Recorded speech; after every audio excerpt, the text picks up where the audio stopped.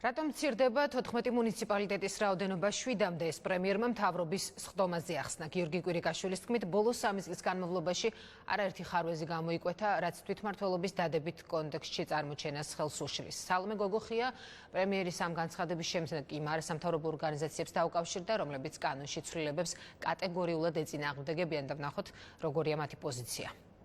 14 მუნიციპალიტეტის რაოდენობას ვამცირებთ 7-მდე, რაც არამც არ ნიშნავს უპირველეს ყოვლისა ბიუჯეტის შემცირებას.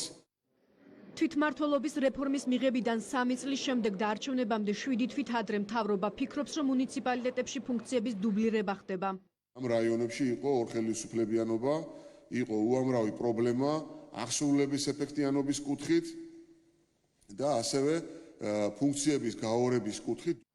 თვითმმართველი ქალაქების რაოდენობის შემცირებით ბიუჯეტი დაახლოებით 50 მილიონამდე ლარს დაზოგავს, რაც რეგიონებში ინფრასტრუქტურის განვითარებას მოხმარდება. ასეთია რეგიონალური განვითარების და ინფრასტრუქტურის სამინისტროს არგუმენტი. ჯამური ბიუჯეტი არ შემცირდება, უბრალოდ შიგნით სტრუქტურა შეიცვლება, უფრო მეტი თანხები წავა კაპიტალური დანახარჯების კუთხით.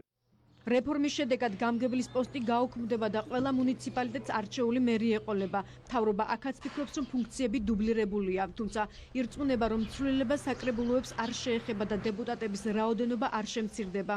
მერს ეყოლება კოლეგიალური ორგანო, ერთპიროვნულად გადაწყვეტილების მიღება აღარ იქნება მიღებული ერთპიროვნულად, ასევე საკრებულოების როლიც იზრდება. მთავრობის მიერ დაანონსებულ ცვლილებას არასამთავრობო სექტორი არ იზიარებს და ფიქრობს, რომ არგუმენტები უსაფუძვლოა.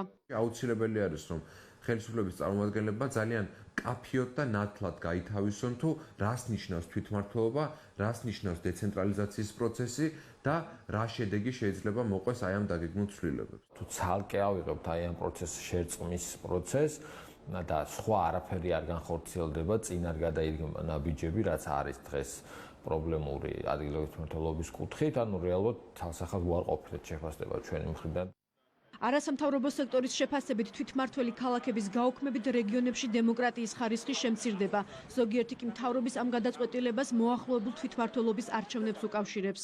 წაართვა ქალაქებს თვითმმართველობის სტატუსი და 4 თვეში იქ არჩევნები ჩაატარო და კონდეს იმედი, რომ იმ ქალაქებში არჩევნებს მოიგებ. ეს არის აბსოლუტურად გაუაზრებელი გადადგმული ნაბიჯით არჩევნების წინ. კანონში შესატან ცვლილებათა პაკეტის პარლამენტში გაგზავნა საშემოდგომო სესიაზე იგეგმება.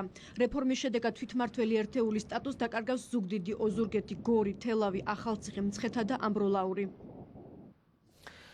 პროექტები, რომლითაც ხალხი ვერ სარგებლობს და რისთვისაც მუნიციპალიტეტები დაუსაბუთებელ ხარჯს იღებენ. აუდიტის სამსახურმა მედიას გასული წლის ანგარიში წარუდგინა და ეს